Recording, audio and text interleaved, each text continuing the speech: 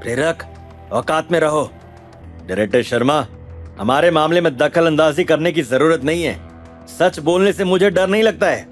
सच तो यह है कि मैं लंबे समय से तुमसे नफरत करता आया हूं। अब तुम भी मेरे पैरों में गिरो।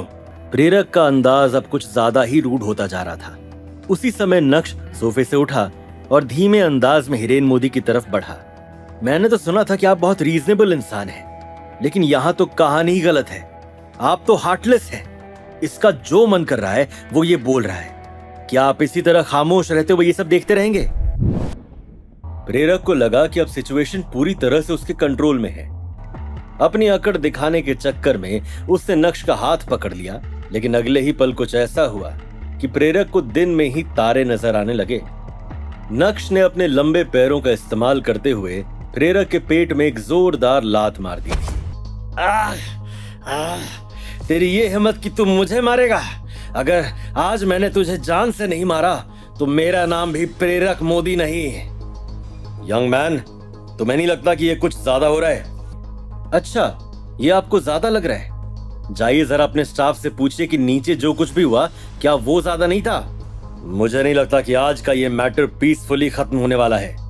ओह, तो मैं ये जानने के लिए बहुत क्यूरियस हूँ कि आप इस मैटर को कैसे डील करने वाले हैं। बस बहुत हो गया। तुम्हें अभी के अभी प्रेरक से माफी मांगनी होगी, और जिस तरह से तुम दोनों ने उसका नीचे और मेरे सामने अपमान किया है, तुम्हें उसका कॉम्पनसेशन देना होगा, पूरे 50 लाख। इसी बीच डायरेक्टर शर्मा ने अपनी बात रखने की कोशिश की, लेकिन मोदी साहब ने उनके चेहरे पर एक थप्पड़ जड़ दिया। शर्मा, तुम अब इस कंपनी, इस ग्रुप के मेंबर नहीं रहे। दफा हो जाओ, वरना मुझे सिक्योरिटी को बुलाकर तुम्हें बाहर फेंकवाना पड़ेगा।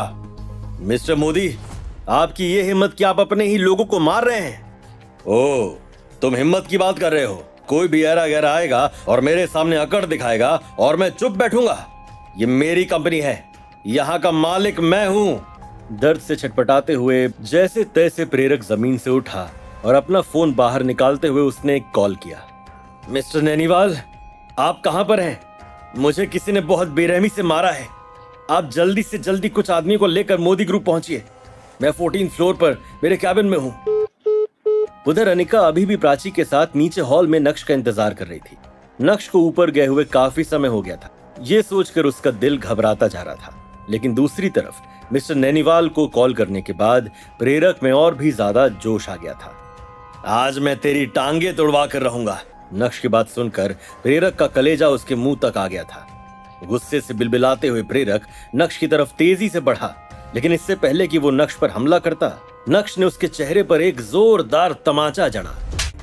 मुझे लगता है कि तुम्हें अपनी जिंदगी से प्यार नहीं है। कुछ इसी तरह आपने भी डायरेक्टर शर्मा को अभी थप्पड़ मारा था। बस मुझे सूद समेत वापस करना था, मैंने कर दिया। लड़के, या तो तू तेरी गलती की हम दोनों से माफी मांग ले और कॉम्पनसेशन भर के यहाँ से चला जा, या फिर तुझे अब मरना ही होगा।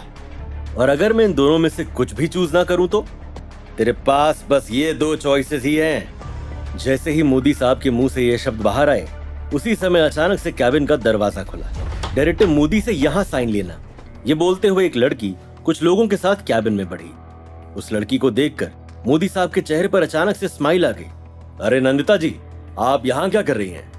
कैबिन में घुसने के बाद सेक्रेटरी नंदिता ने मोदी साहब को देखा भी नहीं और सीधा उसके कदम नक्श की ओर बढ़े।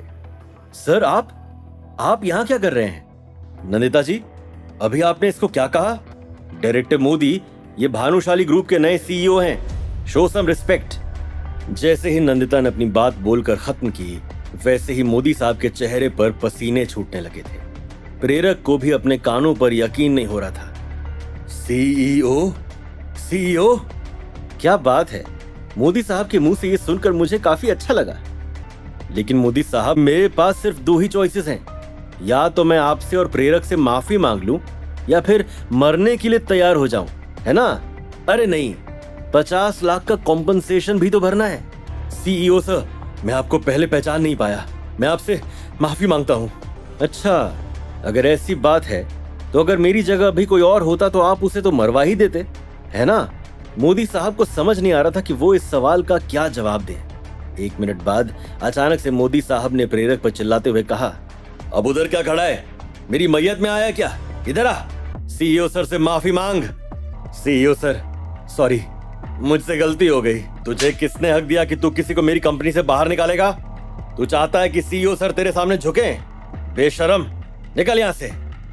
थोड़ी देर तक तमाशा कुछ इसी तरह चलता रहा और उसके बाद जब मोदी साहब थक गए, अपने आप को संभालते हुए बोले, सीईओ सर, प्रेरक बिल्कुल भी सेंसिबल नहीं है। मैंने आपकी तरफ से उसे अच्छा खासा सबक सिखा दिया है। प्रेरक सेंसिबल नहीं है और आप बिल्कुल भी रीजनेबल नहीं है। जैसे ही नक्श के मुंह से ये शब्द बाहर आए, वैसे ही कैबिन का दरवाजा फिर से खुला और एक हट्टा कट्टा इंसान अपने आदमियों को लेकर कैबिन के अंदर दाखिल हुआ।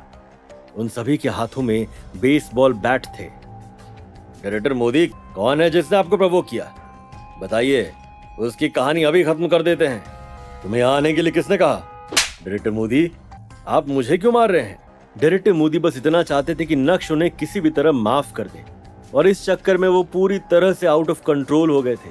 मुझे कुछ नहीं हुआ है, जल्दी से अपने आदमियों को लेकर यहाँ से निकल जाओ। मिस्टर नैनीवाल जमीन से उठे और अपने आदमियों को लेकर उस कैबिन से बाहर निकल गए। सॉरी सीईओ सर, मैं आपको पहचान नहीं पाया।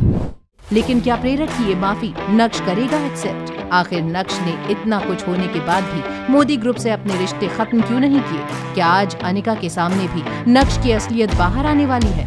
ये जानने के लिए देखिए अगला एपिसोड सिर्फ पॉकेट एफएम के YouTube चैनल पर और इंस्टा एम्पायर के सारे एपिसोड्स को सुनने के लिए डिस्क्रिप्शन में दी गई लिंक से डाउनलोड कीजिए पॉकेट एफएम ऐप।